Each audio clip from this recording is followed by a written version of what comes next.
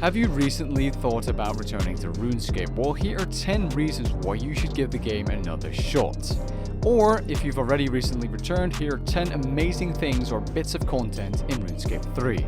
So when you're ready, grab your cup of tea, sit back, relax, and enjoy. At number 10, we have the Land Out of Time island, also known as Anachronia.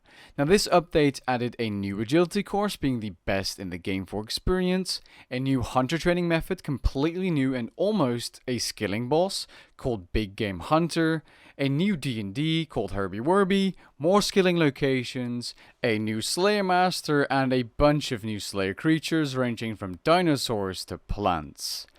Yes, vegans, you heard that right, there's finally something for you to slay. And not only is the content worth returning for, the island's ambience and visuals are also very well done, as it looks amazing. Now the next reason you should return, or the next update you should return for, is the play-owned farm, which also happens to have an expansion called the Ranch Out of Time, which is also located in Anachronia, as this was later added as an expansion. Now the play-owned farm added a bunch of new items for farming, but it also gave you the ability to train farming by growing animals from cows to spiders to even dragons, and gather the materials or resources they produce while growing for farming experience. This added a unique way of training farming, which is slightly more fun than the regular skill, as I'm personally not a fan of the regular skill, but the play-owned farm is a great way of training farming.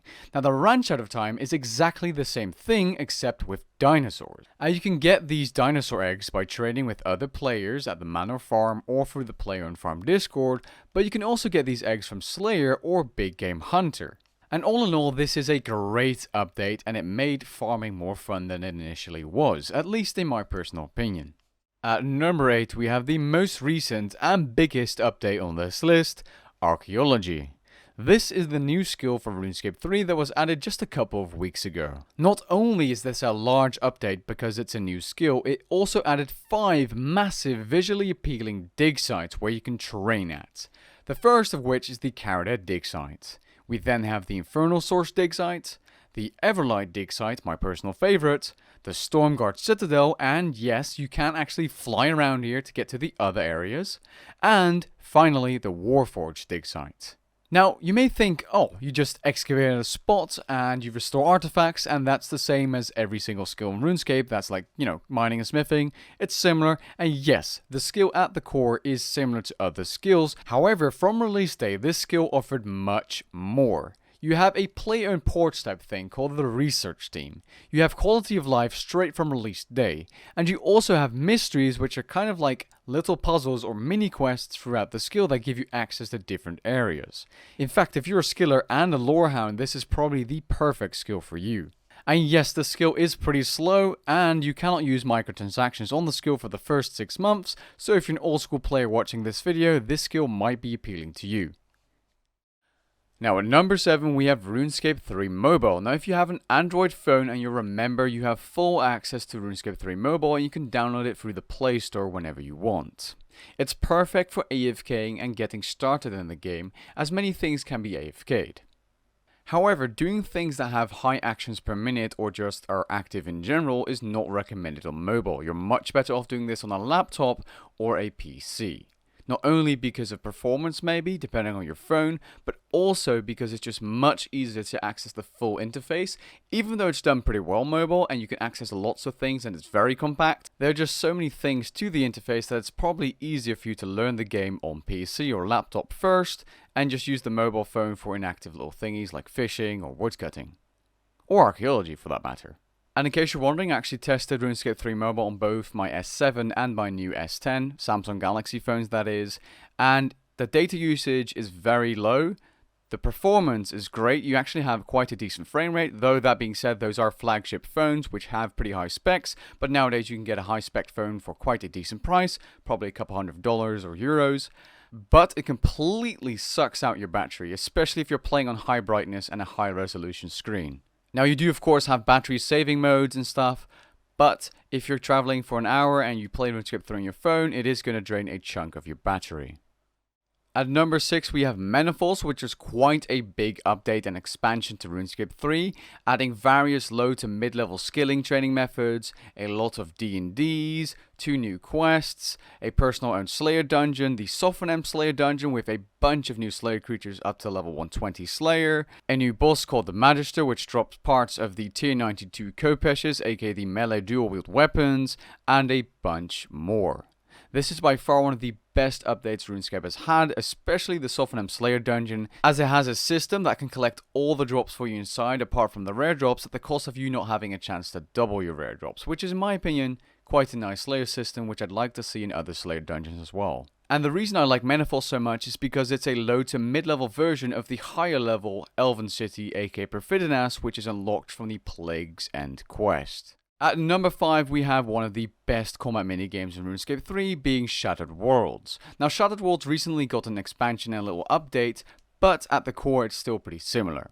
Shattered Worlds is really similar to the Diablo 3 Greater Rift system, in the fact that the higher you get, the harder it gets, but the more reward you get.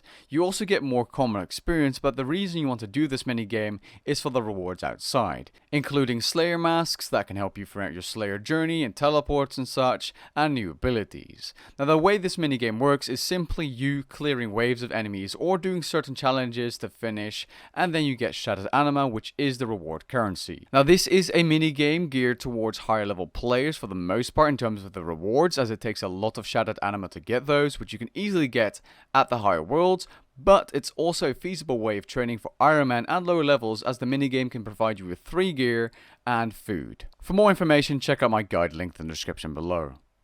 Next up at number 4, we have the Ark, which added quests and lots of other things to explore, as it's called the Eastern Lands update.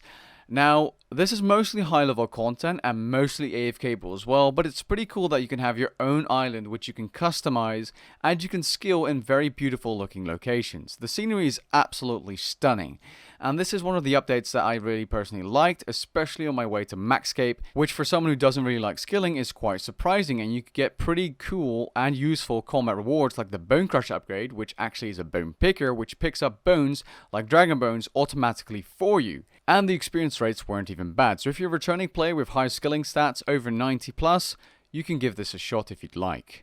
Now at number 3, we have one of the best updates, even though it's not really a massive update, but the impact of this update was massive. It was the PvM Hub. Now this hub gave you access to 4 different PvM portals: your Reaper portal, 2 boss portals you could assign, and another portal which is attuned to the newest bossing content. And this gave a lot of players access to a lot more PvM content much easier because of the fact you can just teleport there instead of walking there, which is a big thing. Previously, the ability to teleport to bosses by using a portal was locked behind the max skill portal, which of course requires you to have level 99 in all skills. So the fact that this update came out just before Archaeology, the new skill, is amazing. And it also had things like combat dummies, adrenaline crystals so that you could go into the fight with 100% straight away all the time instead of building on a regular dummy. And you had bonfire boosts which you could just click on, which of course are upgrades, and instead of waiting months and months by being a member to get loyalty points to unlock Berserker PvM auras, you could just now buy them with Marks of War, which are obtained through bossing, which is probably anywhere from 5 to 20 hours depending on how many bosses you kill per hour, opposed to being a member for months and months and only being able to buy one. At number 2, we have an update that isn't actually content, but a lot of players wanted to have. It's the bank rework, adding placeholders, cleanup filters, other filters, and many more things to make the quality of life or you using your bank much smoother and better. This update is probably one of the players' favorite updates because you can just clean up your bank so easily now and it can stay clean and tidy, which for a RuneScape player, as most players collect a huge amount of items, is essential. And I think if you're going to return to RuneScape and you're going to build up your bank, you're going to love this update. So I definitely think this is something worth returning for, especially if you didn't like the previous bank system.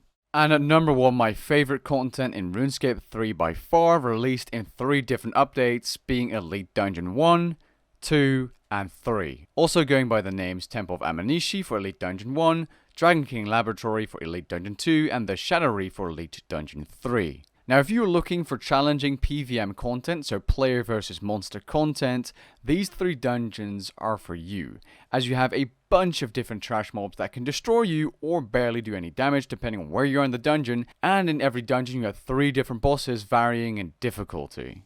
Now, if you're a returning player with decent combat stats and gear, you can definitely check out my guides for these dungeons and try them out for yourself to judge if you enjoy them or not, but I can tell you that this is the best PvM content Runescape has to offer. It's honestly the perfect balance of PvM content difficulty and enjoyment.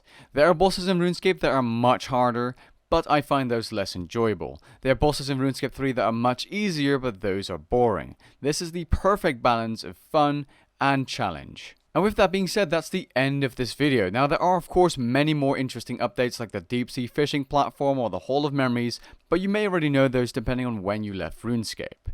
Anyways, if you enjoyed this video, please leave a like down below, and if you're interested in any of these updates, I do have videos on all of them which I'll link in the description below.